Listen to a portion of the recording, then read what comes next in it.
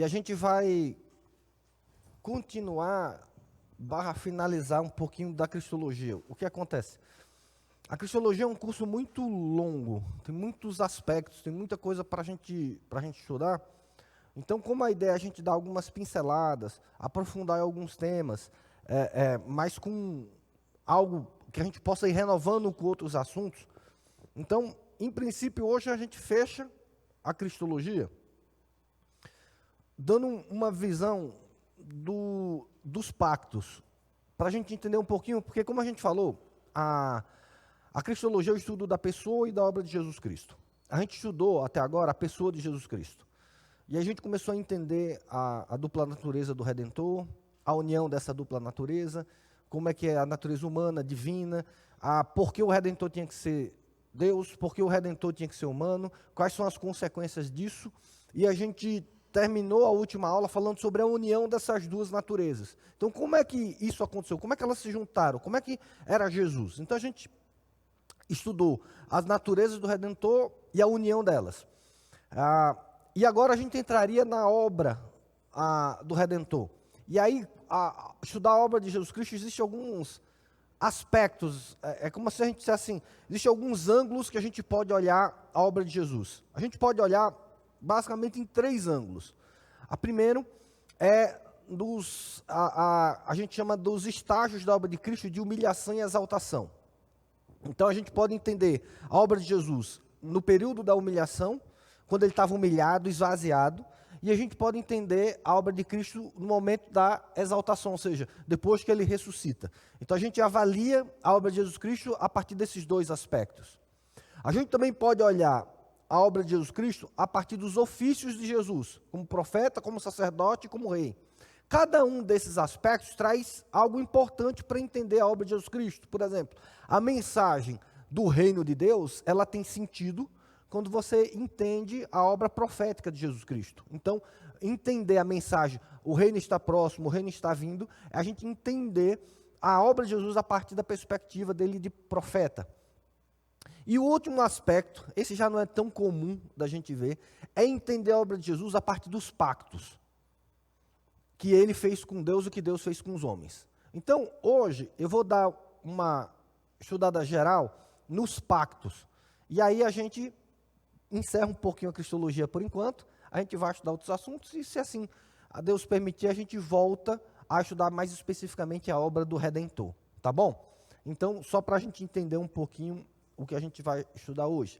Abram em Filipenses capítulo 2, só para a gente entender um pouquinho, e esse capítulo a gente usou muito, né, o versículo 7, para a gente mostrar as 2 naturezas de Jesus, mas agora a gente vai caminhar um pouquinho mais, até o versículo 11. Porque Paulo, nesse capítulo, ele vai falar sobre a natureza e vai falar sobre a obra de Jesus Cristo. E ele diz assim, versículo 5, tende em vós o mesmo sentimento que houve também em Cristo Jesus. Pois ele, subsistindo em forma de Deus, não julgou como usurpação o ser igual a Deus. Antes, a si mesmo se esvaziou, assumindo a forma de servo, tornando-se em semelhança de homens, e é reconhecido em figura humana. Versículo 8, a si mesmo se humilhou, tornando-se obediente até a morte, e morte de cruz.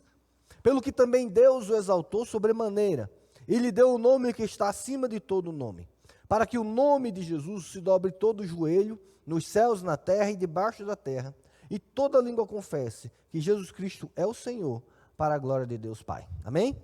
Amém. Então, aqui a gente vai ver o seguinte, o apóstolo Paulo, de maneira rápida, porque o assunto dele não é sobre a obra de Jesus Cristo nem a pessoa. O assunto dele é sobre humildade. E aí ele usa Jesus, a obra e a pessoa, como exemplo de humildade, por isso que ele começa dizendo, olha, tende em vós o mesmo sentimento que houve em Jesus Cristo. E aí você vai ver que ele vai falar 2 momentos. Ele vai falar assim, olha, a si mesmo se humilhou. Então a gente trata o estado de humilhação de Jesus. Então ele fala assim, ó, Jesus veio, ele se humilhou, tornando-se obediente até a morte, morte de cruz. Então, o apóstolo Paulo vai dizer que até o momento da morte, Jesus estava o quê? Humilhado. E aí depois ele continua, pelo que também Deus o exaltou. Ou seja, após a ressurreição, Jesus Cristo está agora num estado de exaltação. O que eu quero mostrar com isso? O que eu quero mostrar é que a obra de Jesus, ela tem que ser entendida global. Não apenas no Evangelho. Porque ele fala, porque Deus o exaltou, sobremaneira que todo nome vai estar debaixo do nome de Jesus Cristo. Olha como ele coloca aqui, o exaltou sobremaneira, ele deu o nome que está acima de todo nome.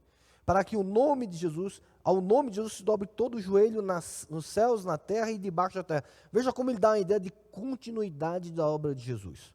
Então, entender a obra de Jesus Cristo é a gente ir além do que apenas a obra da cruz. A obra da cruz é um aspecto do que Jesus fez. Ele fez muito mais amplo. E aí eu quero ver com vocês exatamente isso. Então a gente vai entender agora a obra do Redentor, a partir dos pactos. O que é que acontece com isso? A teologia reformada, ela é conhecida como a teologia dos pactos. Então, entenda que Deus, ele decidiu se relacionar com a sua criação, com os seres humanos, através dos pactos. Ou se você quiser usar a palavra aliança, também é a mesma coisa. Aí são praticamente sinônimos. Então, Deus, ele, o tempo todo, a maneira como ele se relaciona com a humanidade é através dos pactos, que são essas alianças que são divinamente administradas. O que eu quero dizer com isso é que os pactos, Deus é quem faz o pacto com o homem, não o homem com Deus.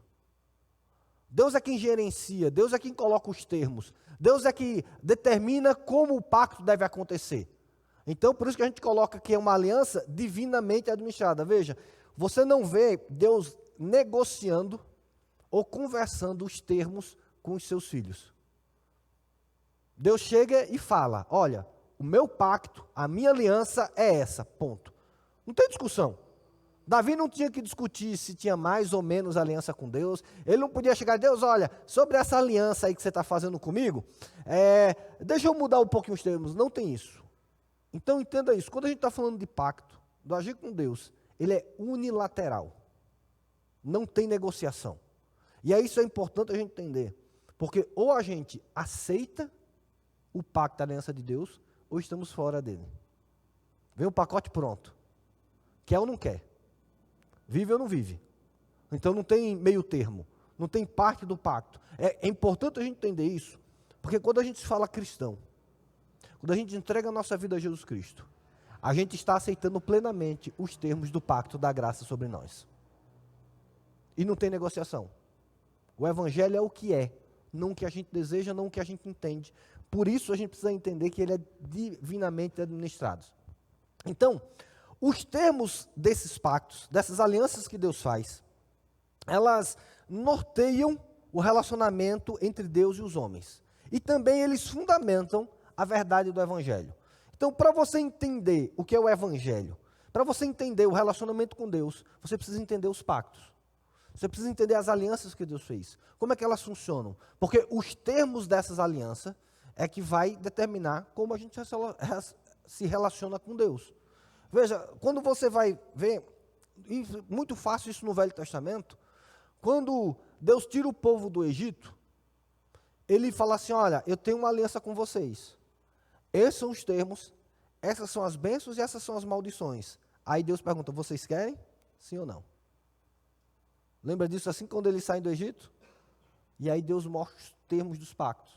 Essa aqui é a minha aliança. Eu serei o seu Deus, vocês serão o meu povo. E aí ele começa, se vocês forem obedientes, vai acontecer isso, isso, isso. Se vocês forem desobedientes, vai acontecer isso, isso, isso. Esses são os termos. Vocês aceitam? Aí o povo diz, sim, aceito. Então agora a gente tem a aliança. E tudo o que Deus fez foi baseado nos seus pactos. Baseado nas suas promessas, baseado nas suas alianças. Toda a promessa de Deus, ela tem como fundamento o pacto ou a aliança. Tá? A teologia do pacto é muito grande para a gente tentar resumir aqui, mas essa seria a ideia principal. Tá? Então, quando a gente fala de pacto, a gente vai estudar agora a cristologia, a gente vai entender a figura do Redentor a partir dos pactos. E quando a gente tenta ver a figura do Redentor a gente vai falar em basicamente 3 pactos. Aí a gente vai sair um pouquinho da casinha, que não é muito, uma linguagem muito comum, tá? A gente vai falar do pacto da redenção, a gente vai falar do pacto das obras e a gente vai falar do pacto da graça. São basicamente esses 3 pactos que a gente vai encontrar na Bíblia. Claro que com termos que vão sendo aumentados e diminuídos, mas basicamente você vai ver que Deus se relaciona conosco. E aí eu quero que a gente entenda o seguinte: o pacto da redenção é um pacto intratrinitariano, ou seja, é entre a Trindade. O pacto das obras e o pacto da graça, aí envolve a gente. Então, na Bíblia, normalmente a gente vai ver os termos do pacto das obras e o pacto da graça. E no contexto da Trindade, a gente vai ver o pacto da redenção, tá? Sei que não é muito comum, mas eu preciso andar. Então, o pacto da redenção. O que é o pacto da redenção? O pacto da redenção é o estabelecimento na eternidade do plano da salvação. Então, quando foi que Deus determinou o plano de redenção? Lá na eternidade, lá no conselho eterno, antes de criar todas as coisas. Então, a gente precisa entender que no momento em que Deus decidiu criar tudo o que existe, Deus também criou já a ideia dos papéis e da redenção. Lembra que quando a gente estudou a Trindade, a gente falou que o Filho era o Redentor? A segunda pessoa da Trindade era o Redentor. Por quê? Porque Deus já tinha determinado isso lá na eternidade. Então, o pacto da redenção, qual é? É na eternidade, o conselho eterno, ele decidiu que Jesus, a segunda pessoa da Trindade, seria o Redentor. E aí, só para a gente entender, eu tento explicar dessa maneira. Quando Deus, há esse conselho intratrinitariano, o Pai, o Espírito e o Filho, em algum momento decidiram criar todas as coisas. Quando Deus cria todas as coisas, Ele sabe de todas as coisas. E eu imagino aqui que quando Deus decidiu criar o homem, Ele sabia que o homem iria cair. Aí você fala, mas por que Deus, então, sabendo o que ia acontecer, fez? Porque Ele é gracioso, Ele entendeu que assim deveria ser feito. E que eu entendo é que quando Deus decidiu que o homem ia criar o homem, da maneira que Ele iria criar o homem, e aí é importante a gente entender isso. A queda, ela está ligada a como Deus decidiu criar o homem. Porque a gente pergunta assim, mas então por que Deus colocou a árvore do conhecimento do bem e do mal? Porque Ele não queria criar o homem como um cavalo, como um cachorro, como um urso, como qualquer outro animal. E para criar o homem diferente, Deus decidiu criar o homem à sua imagem e semelhança. Para que Deus construísse e criasse o homem à sua imagem e semelhança, Ele tinha que construir e criar um homem livre de raciocínio, de decisões, de postura, do jeito que Ele tinha que criar. A gente precisa tomar muito cuidado, porque às vezes, quando nos interessa, a gente quer a soberania de Deus. Quando não nos interessa, a gente não quer. Mas então porque não era apenas Deus não queria colocar a árvore do conhecimento do bem e do mal ali, e a gente não teria caído, não teria acontecido nada? Ok, mas se Deus não tivesse colocado a árvore do conhecimento do bem e do mal, nós não seríamos quem somos. Nós seríamos outro tipo de criatura. Nós seríamos outro tipo de ser. Nós não seríamos a imagem e semelhança dele. Então, entenda que quando Deus decide criar o homem, a sua imagem e semelhança, o homem como a coroa da sua criação, naquele momento, lá na eternidade, Deus sabia que o homem ia cair. E naquele momento na eternidade, aí eu brinco com isso, né? Na votação da Trindade, o segunda pessoa da Trindade perdeu a votação, né? O Pai chegou e falou, nós vamos criar o homem, para criar assim, ele vai cair. E aí o Pai disse assim, mas eu tenho um plano, vamos fazer o seguinte, a segunda pessoa da Trindade vai morrer e vai no lugar desse homem. E aí na hora o Espírito Santo levanta a mão e diz assim, eu apoio, né? E aí votação, 2 contra 1, então a segunda pessoa da Trindade vai agora de qualquer jeito, né? Às vezes a gente pensa, e que eu brinco que não foi assim. Na verdade, eu imagino que quando Deus decidiu criar o homem, o coração de Deus, ele transbordou de amor pelo projeto. O projeto da criação encantou Deus. Tanto que encantou que toda vez que Deus terminava, ele dizia que era o quê? Que era bom. E desse plano, o que mais encantou o coração de Deus foi criar o homem. E aí Deus disse que o homem era muito, muito bom.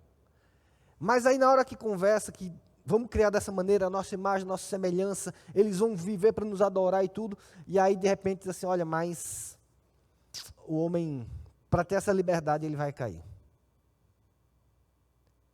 E aí vem, óbvio, as minhas heresias particulares. Eu imagino que nesse momento, a segunda pessoa da Trindade fez, não, mas o projeto é tão bom, que a gente precisa fazer. Mas ele vai cair. E a segunda pessoa da Trindade disse assim, não tem problema, eu vou morrer no lugar deles.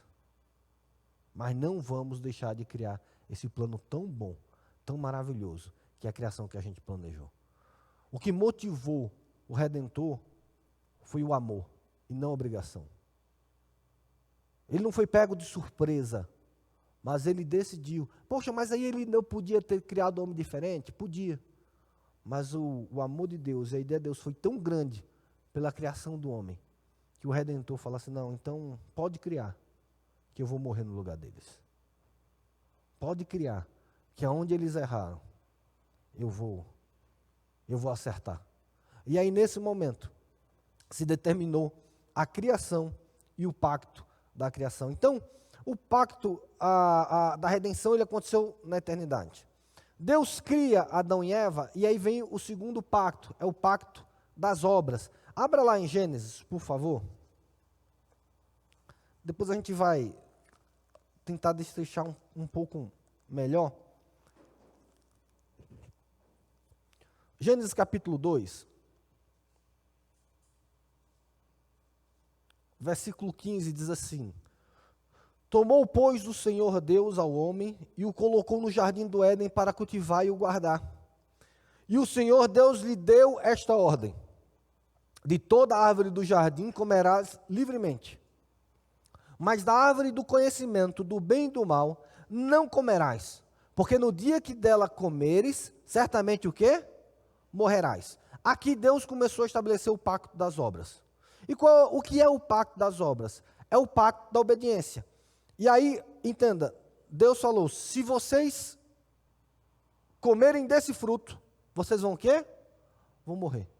Então, a vida, ela estava atrelada à obediência, no pacto das obras. Se Adão fosse obediente, ele não morreria. Se ele fosse desobediente, ele morreria.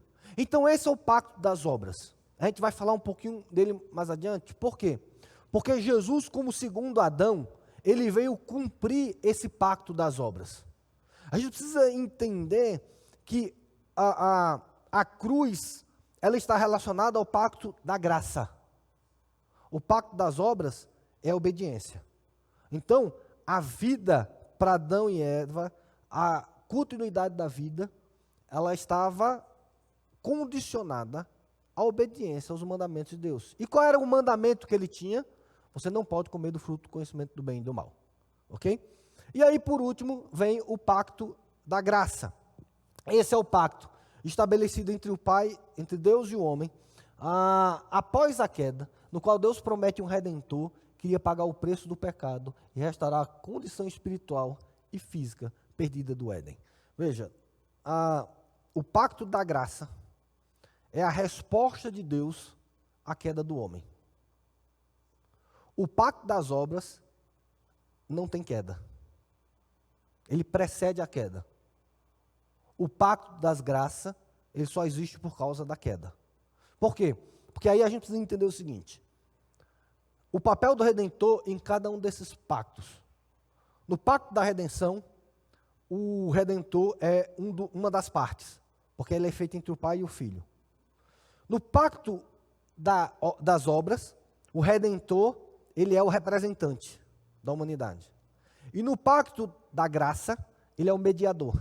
Então, a gente precisa entender a obra de Jesus Cristo a partir dessas três questões. Uma, ele é parte de um pacto Pai, onde ele aceita o papel de Redentor. Segundo, como ele aceitou o papel de Redentor, no pacto das obras, agora ele toma o papel de quê? De representante da humanidade. E no pacto da graça, ele passa a ser o mediador da humanidade. Então guarda essas três ideias. num pacto ele é parte, num pacto ele é representante, no outro pacto ele é mediador. É assim que a gente tem que entender a obra de Jesus Cristo. Ok? Muito complexo não. É um pouquinho, né? Porque é muito rápido, porque esses são termos que a gente não está muito acostumado a falar de pacto da redenção, pacto da graça. Tudo não é pela fé, a salvação não é pela fé. A gente vai explicar isso, mais ou menos. Sim e não.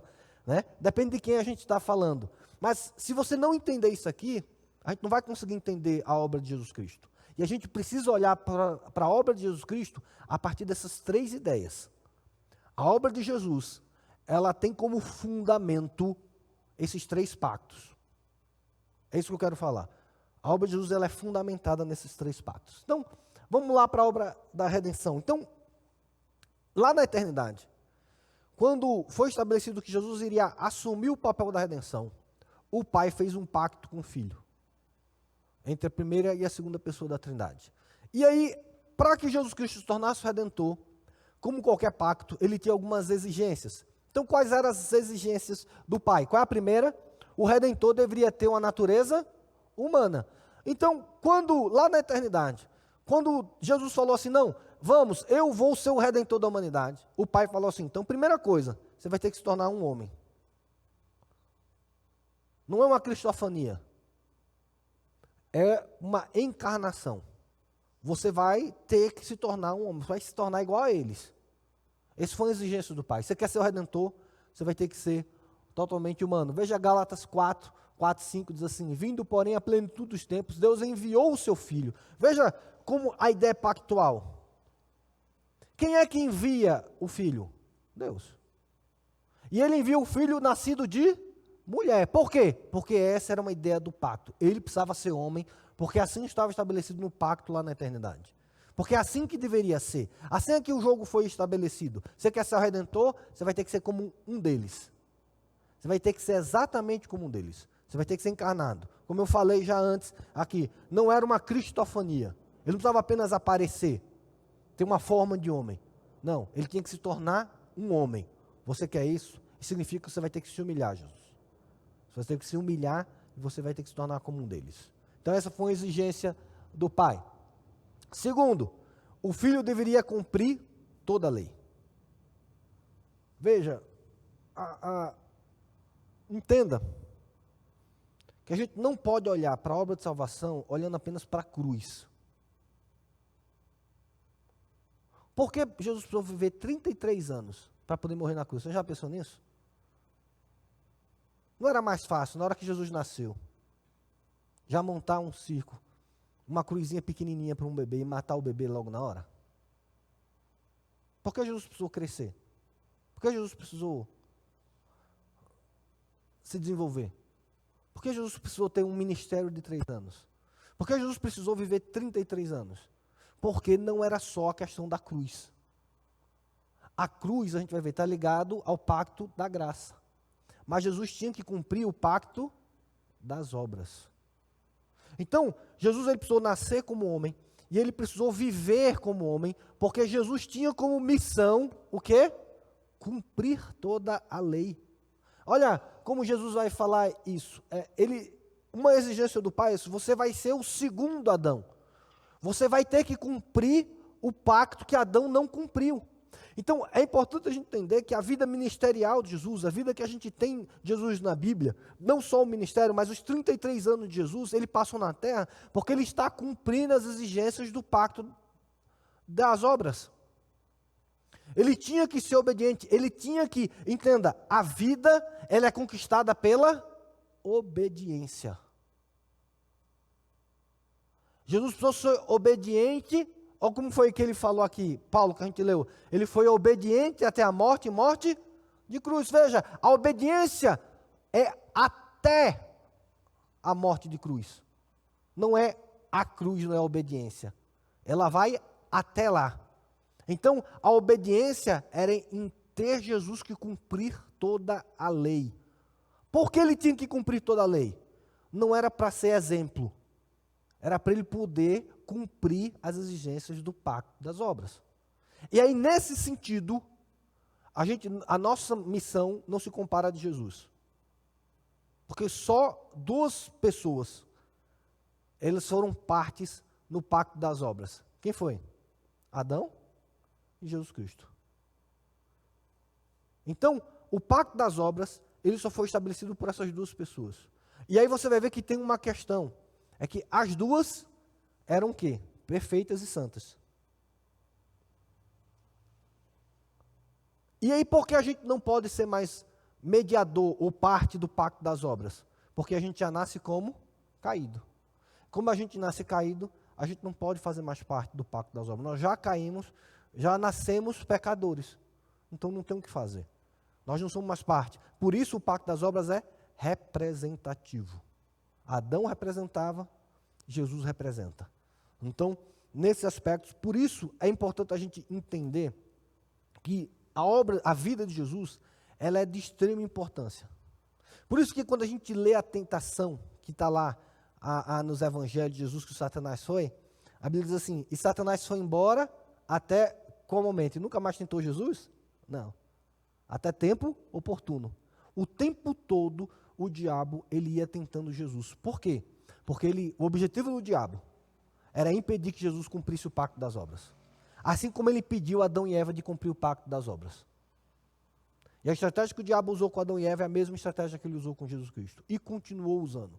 Então entenda que toda vez que Jesus ele buscou a santidade, ele buscou a obediência a Deus, ele buscou cumprir a lei, ele tinha como única finalidade, cumprir o pacto das obras.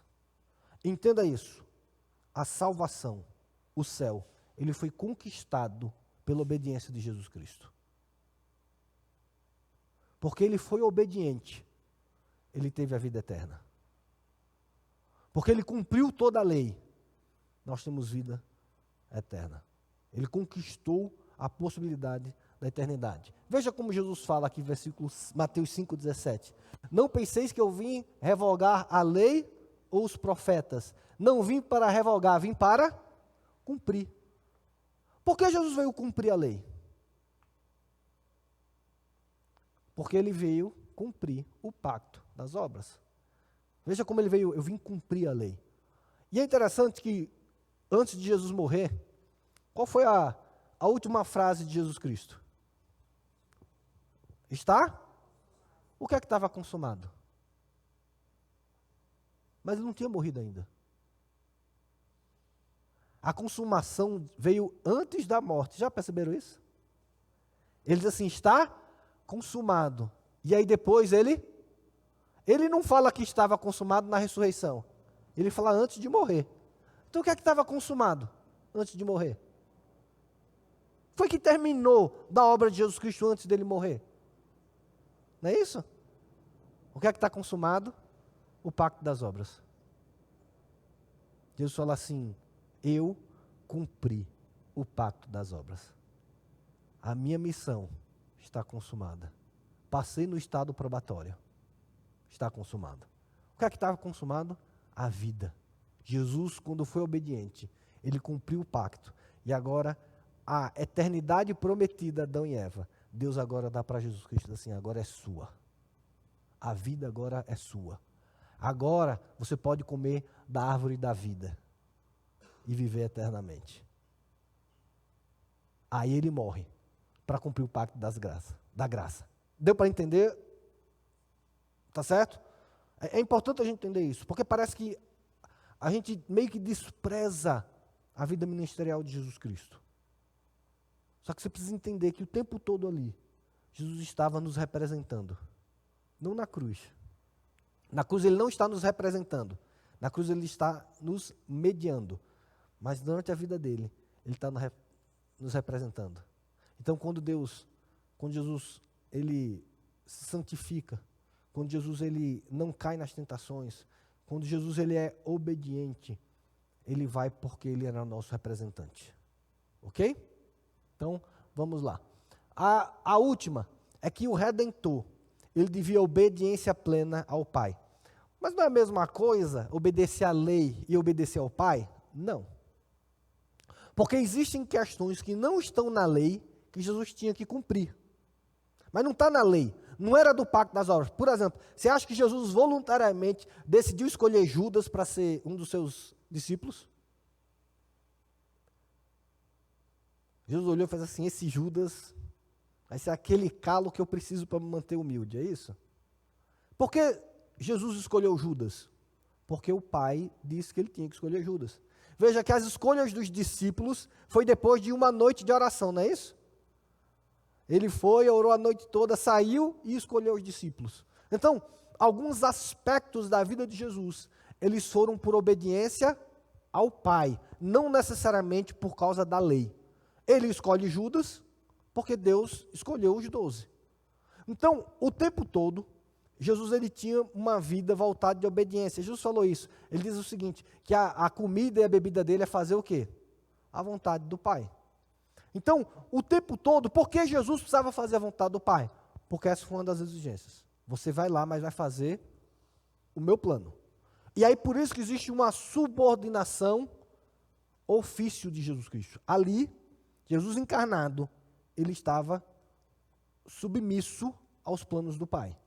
Ele não é inferior, mas funcionalmente, ele estava num cargo, vamos colocar assim, de submissão. Ok? Então, o ministério de Jesus ele foi executado conforme a orientação pessoal do Espírito Santo. Jesus não fez o que quis, na hora que quis. Veja, teve uma hora que Jesus disse que não pôde fazer muitas curas naquela cidade. Mas por quê? Porque Jesus fazia aquilo que era a vontade do Pai, através da orientação do Espírito Santo. Ok? Então, às vezes a gente pergunta assim, então por que Jesus precisava orar? Por que Jesus orou? Aí normalmente a resposta é, não, porque Jesus, ele queria mostrar o exemplo de orar. Não, Jesus orou porque ele precisava orar. Porque era essencial para ele orar. Para que ele estivesse em plena comunhão com o Pai, através da ação do Espírito, ele precisava orar. E aí deixa eu mostrar isso para vocês. A oração é uma questão de necessidade. Para aquele que quer viver uma vida que agrada ao Pai. Só ora o crente que quer a vontade do Pai na vida dele. E quem entende isso, a oração se torna necessária. Jesus orava porque ele precisava dessa orientação do Pai através do Espírito Santo. Não era uma questão de exemplo, era uma questão de necessidade. Ah, mas ele não era Deus? Lembra, ele estava esvaziado. Ele não usava da sua onipotência, ele não usava da sua onisciência, ele não usava da sua onipresença. Ele não usava dos atributos de Deus. Ele decidiu não usar. Esse era o esvaziamento dele. Então, como ele não usou, ele precisava orar. E por que ele precisava orar? Porque ele prometeu obediência plena ao Pai. Lembre disso. Sua vida de oração vai determinar o quanto você quer ser obediente ao Pai. E às vezes a nossa vida de oração ela não é profunda. Ela não é constante. Porque a gente quer fazer a nossa vontade. Só ora quem quer se esvaziar de si mesmo para buscar a vontade de Deus. Porque aí a gente faz petições. Aí as nossas orações elas são só pedidos. A gente entra na presença do Pai e dá a lista de pedidos. Esse. Quem faz pedido não tem vida de oração. Vida de oração é para quem verdadeiramente busca ser guiado pelo Pai. Foi isso que Jesus Cristo ensinou a gente. Jesus fez pedidos ao Pai? Fez também. Porque isso faz parte do relacionamento. Mas a vida de oração, ela só é verdadeira para quem quer obediência ao Pai. Se você realmente quer uma vida de obediência a Deus, você ora. Se você quer uma vida de não obediência, você faz pedidos. E aí sua vida de oração é uma vida extremamente formal. É aquela de, pai, eu preciso disso, preciso daquilo, a gente vem para a igreja, a gente ora, a gente vai para a reunião de oração, mas quem busca uma vida plena de obediência ao Pai, ele necessariamente vai ter uma vida de oração. Porque a oração é o meio pelo qual Deus nos deu, para que a gente possa entrar em comunhão com Ele e entender a vontade dEle. E na onde o Espírito Santo vai moldando o nosso coração, para que o nosso coração seja semelhante ao coração de Deus. E a gente queira as coisas dEle na nossa vida. Rebeldia e oração não fazem parte da mesma questão. Veja, quantas vezes você já parou de orar porque Deus pediu para que você fizesse determinada coisa e você não queria fazer. Não, Deus, eu não vou fazer. Aí você para de orar. Você não ora mais, porque toda vez que você ora, Deus vai dizer assim, opa, faz aquilo que eu estou mandando. Faz aquilo que eu estou querendo. A vida de oração tem essa bênção, ok? Então vamos lá. E aí, o Pai também, assim como ele tem exigências, ele fez promessas para Jesus Cristo. E por que eu quero trabalhar essas promessas? Porque eu quero agora soltar um pouquinho da semente de soteriologia. E a gente entender a obra de salvação a partir da perspectiva do Redentor e não da nossa. Tá bom? Então, algumas promessas que o Pai fez ao Filho. Primeira promessa que o Pai fez para Jesus é: você vai ser o Redentor, você vai cumprir o pacto das obras, você vai cumprir o pacto da graça e você vai ser totalmente eficaz naquilo que você vai fazer. Veja, Jesus em João 6, 37, 39, veja como é interessante, ele diz assim: todo aquele que meu Pai me dá, esse virá a mim. O que é que Jesus está falando? Todo aquele que o Pai dá, ele vai vir. Ele não está falando de eficácia? Todos, sem exceção. E o que vem a mim, de modo nenhum lançarei fora. E a vontade de quem me enviou é esta: que nenhum eu perca de todos que ele me deu. Pelo contrário, eu ressuscitarei no último dia. O Pai prometeu a Jesus que a sua obra seria totalmente eficaz. Ok? Você concorda com isso? Se você concorda com isso, você acredita em predestinação. Ponto. Porque o que é predestinação? O que é eleição? É a garantia do Pai que a obra de Jesus vai ser 100% eficaz. Você já imaginou a cena? E por isso eu não sou arminiano, tá?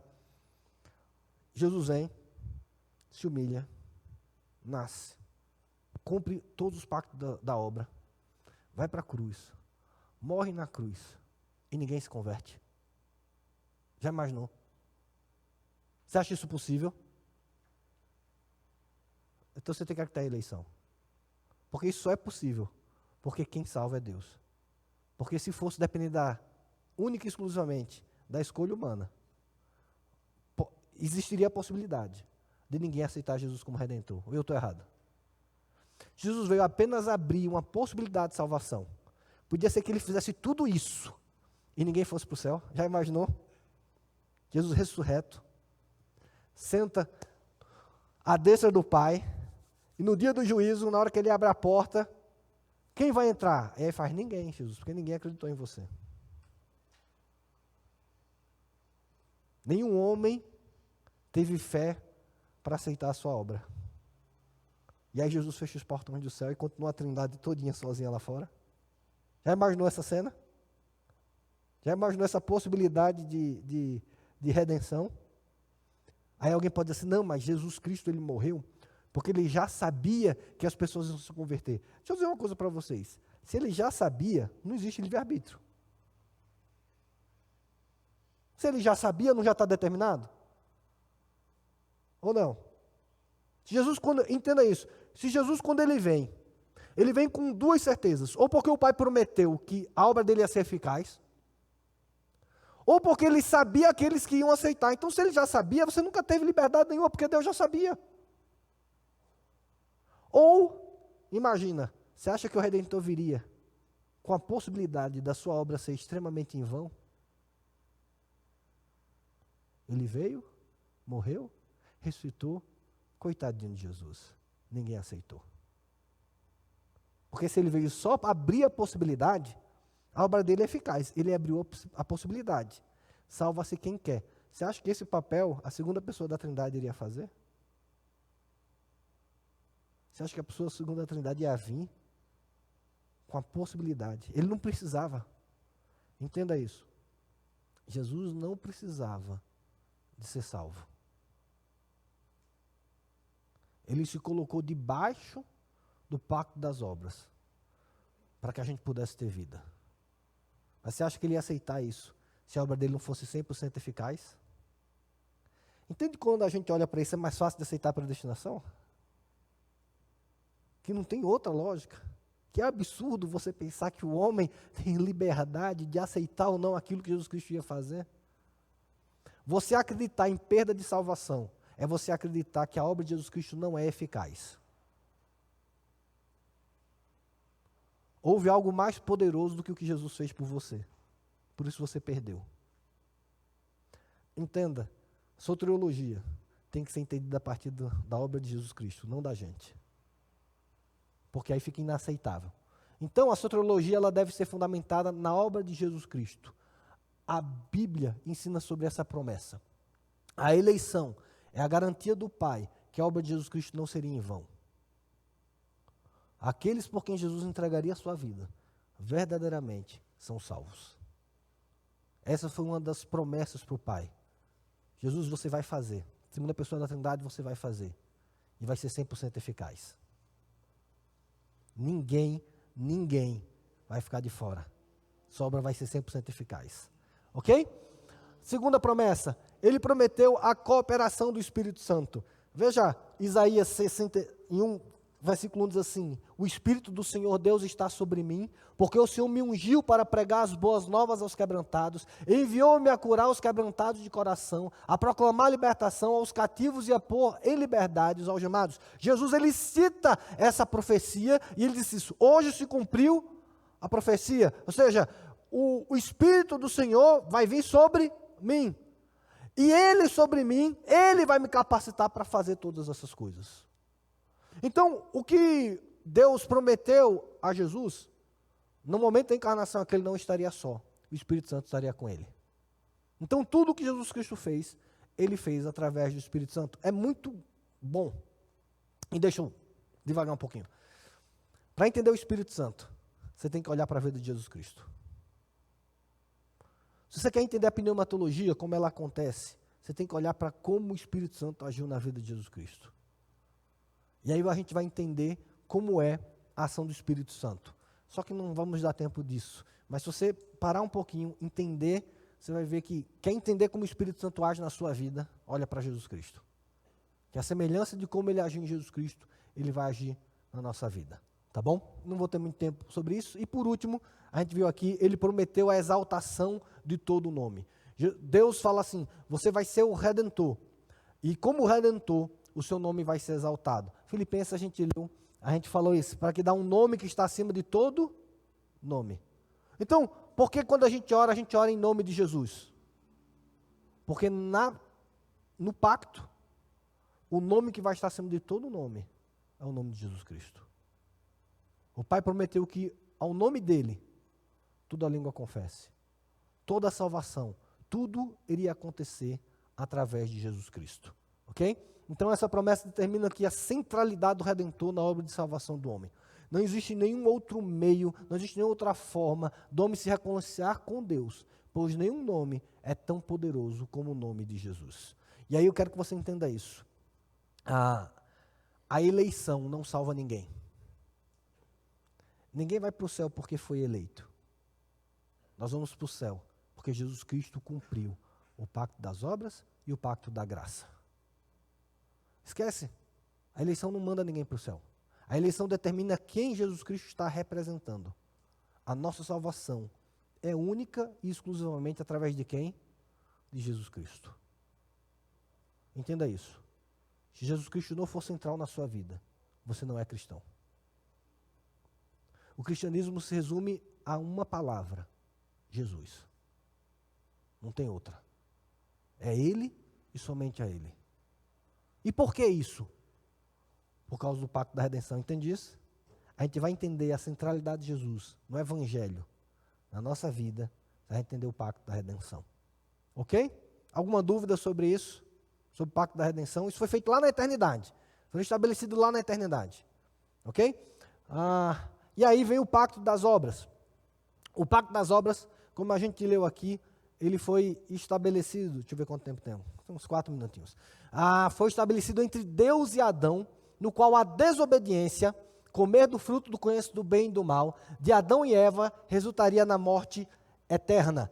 Você já percebeu que o pacto das obras não tem aspecto positivo? Só tem um aspecto condenatório?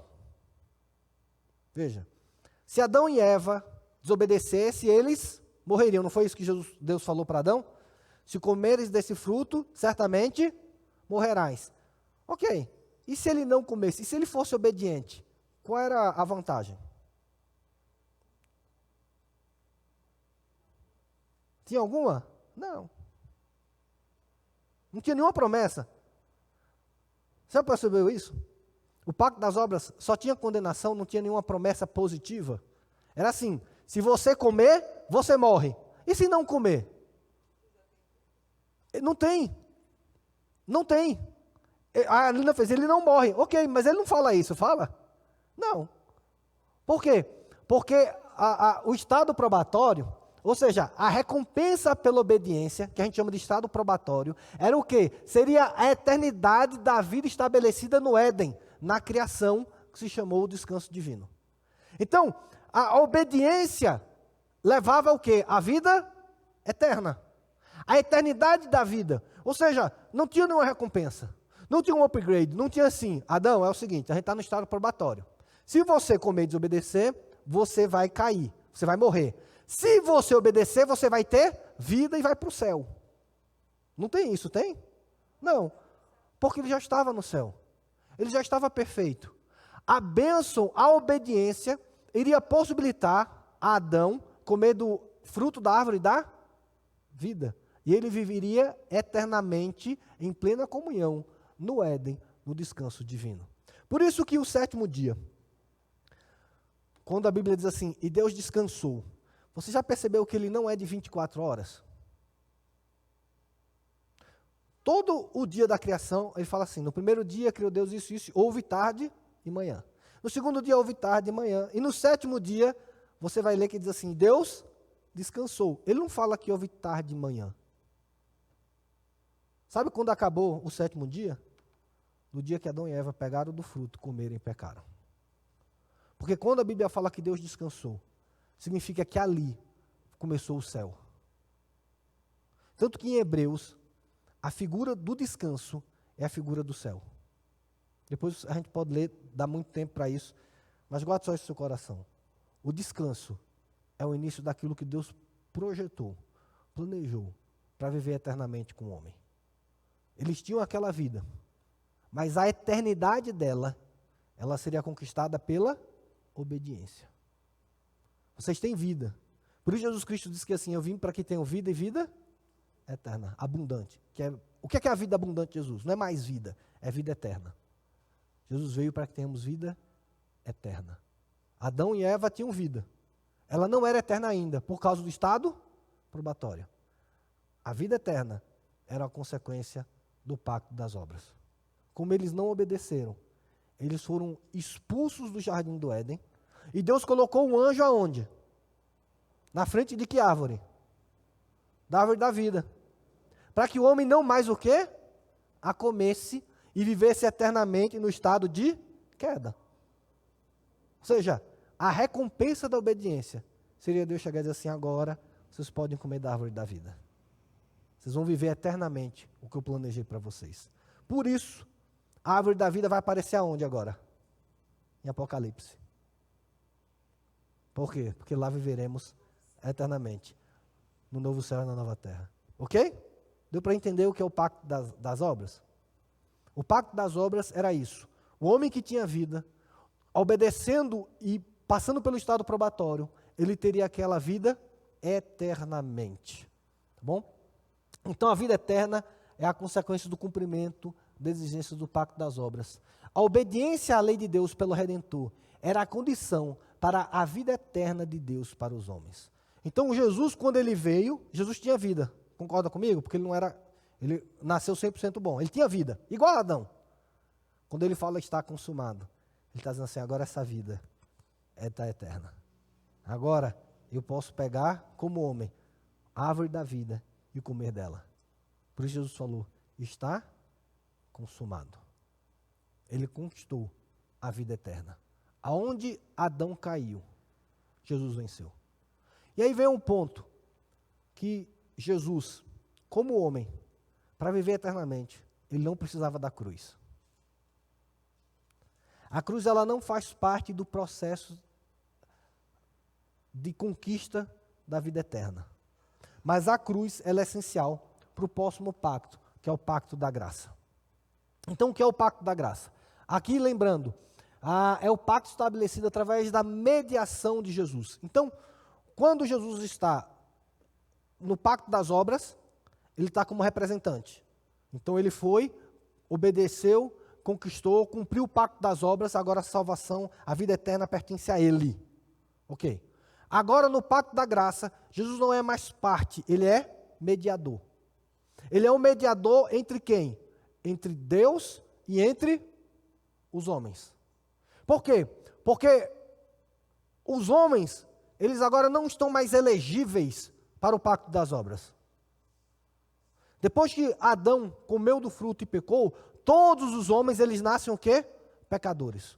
Então agora, a humanidade, para poder ter essa vida eterna, para poder ter o seu pagamento, ela precisa de um mediador. Alguém que medie entre o homem caído e o Deus Santo.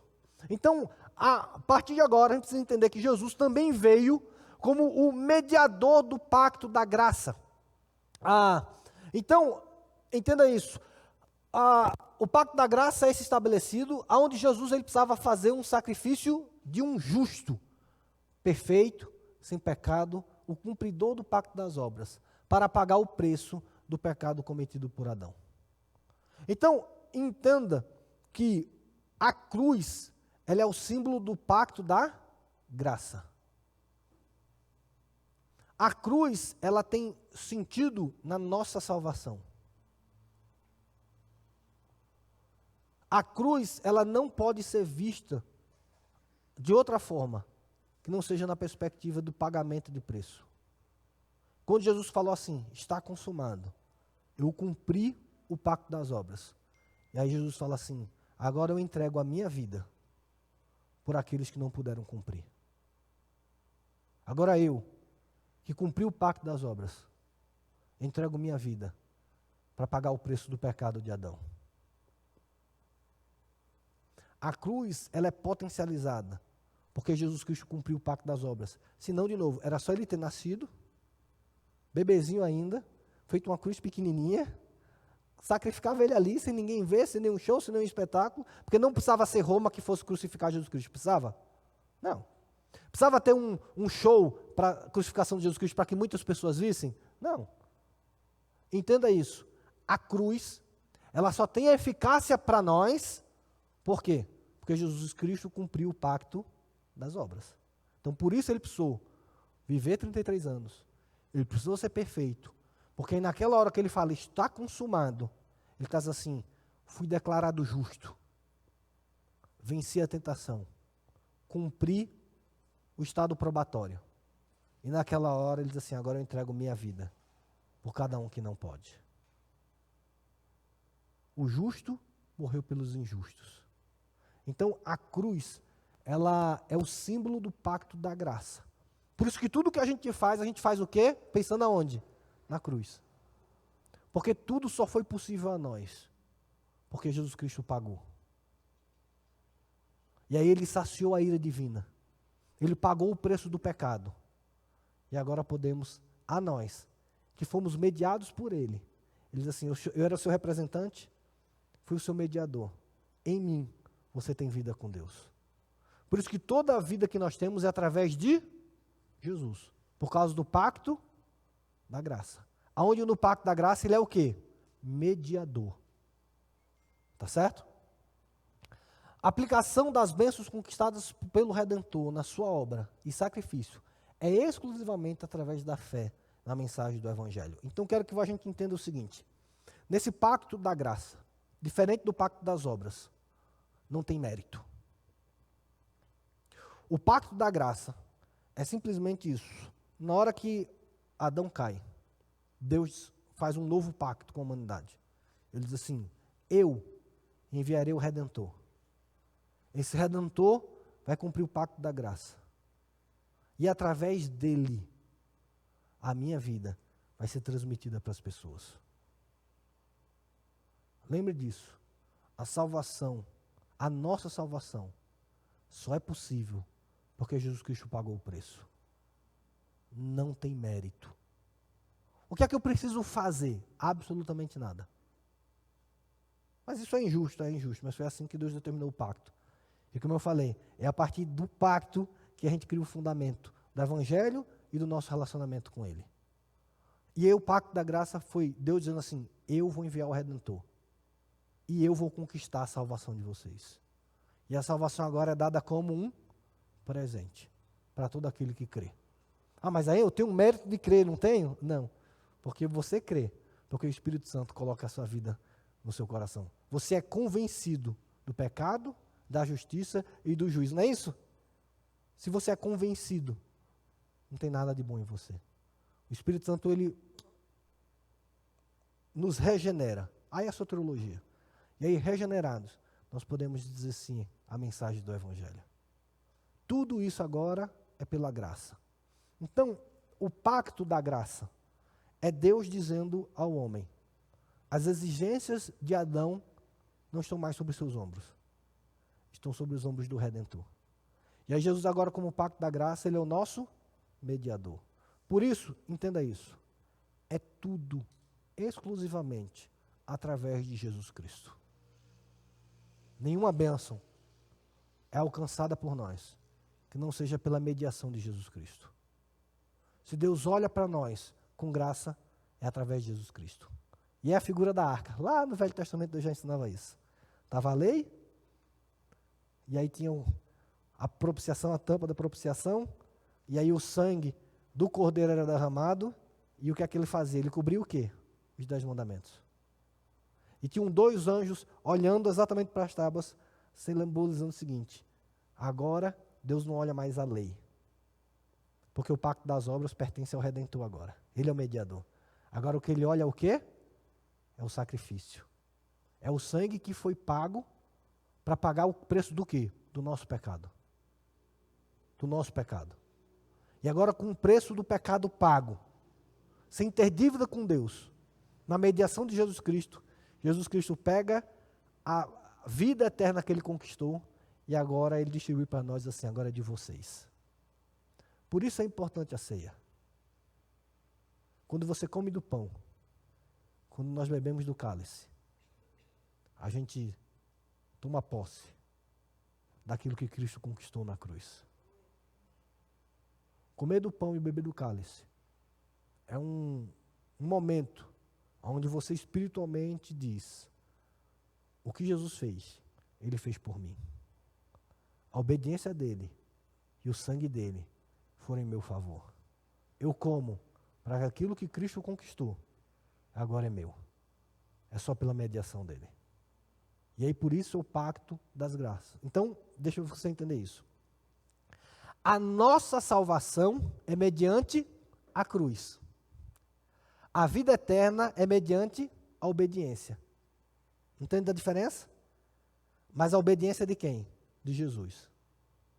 Nós não somos, entenda isso, as obras não, nós não estamos mais debaixo do pacto das obras. As nossas obras são irrelevantes na nossa condição espiritual de filhos ou não de Deus.